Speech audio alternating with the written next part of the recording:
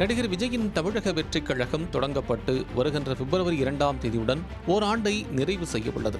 இந்த ஓராண்டில் கட்சி கட்டமைப்பதில் அதிக கவனம் செலுத்திய விஜய் கூட்டணிகளை இழுப்பதிலும் ஆர்வம் காட்டி வந்தார். குறிப்பாக ஆளுங்கட்சியின் கூட்டணியை உடைப்பதில் அதீத ஆர்வம் காட்டிய விஜயின் பிளான் கிட்டத்தட்ட ஒர்க் அவுட் ஆகியது என்றே சொல்லலாம். அரசியல் விமர்சகர்கள் இவ்வாறே கருத்து தெரிவித்தும் வருகின்றனர். ஆட்சியிலும் பங்கு, அதிகாரத்திலும் பங்கு என டைரக்ட் ஆஃபர் கொடுத்தும் விசிக வராததால் பல யுக்திகளை கையில் எடுத்து இறுதியில் விசிக துணை பொதுச் செயலாளராக இருந்த ஆதவ் அர்ஜுனா ராஜினாமா செய்யும் அளவிற்கு பக்கா பாலிடிக்ஸை செய்தார் விஜய் என்பதே அரசியல் வட்டாரத்தில் இன்றளவும் பேசுபொருளாக இருந்து வருகிறது. ஆனால் வெற்றிகரமாக முதல் மாநாட்டை நடத்திய விஜய் நேரடியாக அரசியல் களத்தில் இறங்கி போராட்டங்கள், ஆர்ப்பாட்டங்கள் நடத்தாமல் ஒர்க் ஃப்ரம் ஹோம் பாலிடிக்ஸை செய்து வருகிறார் என்பதே அவர் மீது அனைத்து கட்சித் தலைவர்களும் வைக்கும் விமர்சனமாகவும் இருந்து வருகிறது.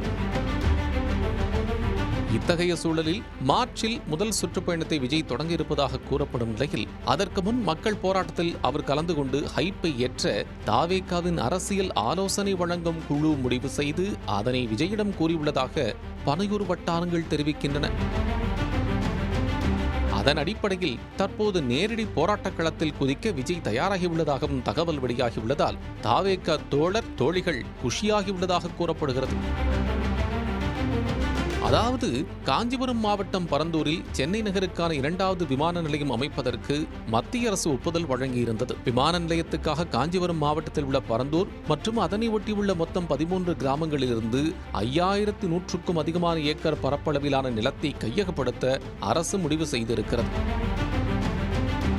சென்னையிலிருந்து சுமார் 60 கிலோமீட்டர் தொலைவில் இருக்கும் பரந்தூரில் விமான நிலையம் அமைப்பதற்காக 13 ஊர்களில் நிலம் கையகப்படுத்தப்பட்டு அவற்றில் பல கிராமங்கள் மொத்தமாக அழியும் நிலை உள்ளதாகவும் கூறப்படுகிறது. குடியிருப்புகள், விவசாய நிலங்கள், ஏரிகள், குளங்கள், கால்வாய், பள்ளிக்கூடங்கள், கோயில்கள் போன்றவை இவற்றில் அடங்கியிருக்கும் நிலையில் சந்தை மதிப்பை விட 3.5 மடங்கு இழப்பீடு தருவதாக தமிழ்நாடு அரசு வாக்குறுதி அளித்தும் வாழ்வாதாரம் பறிபோவதாக கூறி கிராம மக்கள் பல மாதங்களாக இதற்கு எதிர்ப்பு தெரிவித்து போராட்டங்களை நடத்தி வருகிறார்கள். இந்த நீர்நிலைகள் அழிக்கப்பட்டால் பெரிய அளவில் சுற்றுச்சூழல் பாதிப்புகள் ஏற்படுவதோடு சென்னை வரை வெள்ளம் அபாயம் உண்டு என்றும் சுற்றுச்சூழல் ஆர்வலர்கள் எச்சரிக்கின்றனர். இதுநாள் வரை 2 வருடங்களுக்கு மேலாக தொடர்ந்து விமான நிலைய திட்டத்திற்கு எதிர்ப்பு தெரிவித்து மக்கள் போராடி வரும் நிலையில் விமான நிலைய திட்டம் வரக்கூடிய அனைத்து ஏற்பாடுகளையும் அரசாங்கம் மேற்கொண்டு வருகிறது.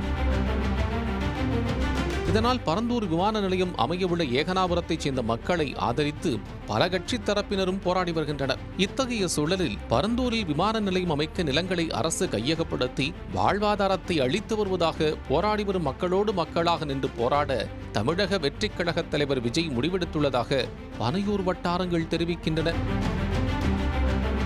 வருகின்ற ஜனவரி 19 மற்றும் 20 தேதிகளில் தமிழக வெற்றிக் கழகத்தின் தலைவர் விஜய் மக்களை சந்திக்க இருப்பதாகவும் அதற்காக காவல்துறை பாதுகாப்பினை அணுக வேண்டும் என தாவேக தரப்பில் இருந்து கடந்த ஜனவரி 11ஆம் தேதி கடிதம் கொடுக்கப்பட்டதாகவும் கூறப்படுகிறது. பாதுகாப்பு கோரி தாவேகாவின் பொருளாளர் வெங்கட்ராமன் தலைமையில் கட்சி நிர்வாகிகள் தமிழக காவல்துறை டிஜிபி அலுவலகத்தில் மனு கொடுத்திருக்கின்றார்கள். விஜய் அங்கு செல்வதால் கூட்டம் அதிக அளவில் கூட வாய்ப்பு உள்ளதால் பாதுகாப்பு வழங்க கோரி மனு அளிக்கப்பட்டுள்ளது. இந்த தகவலை உறுதிப்படுத்தும் வகையில் தமிழக வெற்றிக் கழகத்தின் மாநில நிர்வாகிகள் ஐயநாதன், ஜெகதீஸ்வரன் ஆகிய இருவரும் விமான நிலைய போராட்டக் குழுவினருடன் ஆலோசனையும் நடத்தியிருக்கிறார்கள். இதனைத் தொடர்ந்து ஏகனாபுரம் அம்பேத்கர் சிலை அருகாமையில் விஜய் வருகை தந்து மக்களை சந்திக்கக்கூடிய இடத்தினை தேர்வு செய்து ஏகனாபுரம் அம்பேத்கர் சிலை அருகே 5 ஏக்கர் பரப்பளவில் தேர்வு செய்யப்பட்டுள்ள இடத்தினை சமன்படுத்தும் மற்றும் அப்பகுதியில் உள்ள முற்களை அகற்றும்படியில் போராட்டக் குழுவினர் தற்போது ஈடுபட்டு வருகின்றனர். மேலும் குறிப்பாக தற்போது தமிழக வெற்றிக் கழகத்தின் பொதுச் செயலாளர் புசி ஆனந்த் ஏகனாபுரத்திற்கு வருகை தந்து தேர்வு செய்யப்பட்ட இடத்தினையும் பார்வையிட்டிருக்கிறார். இந்த நிலையில் விஜயின் முதல் அரசியல் போராட்டம் தாவேகாவிற்கு கை கொடுக்குமா என்பதை பொறுத்திருந்துதான் பார்க்க வேண்டும்.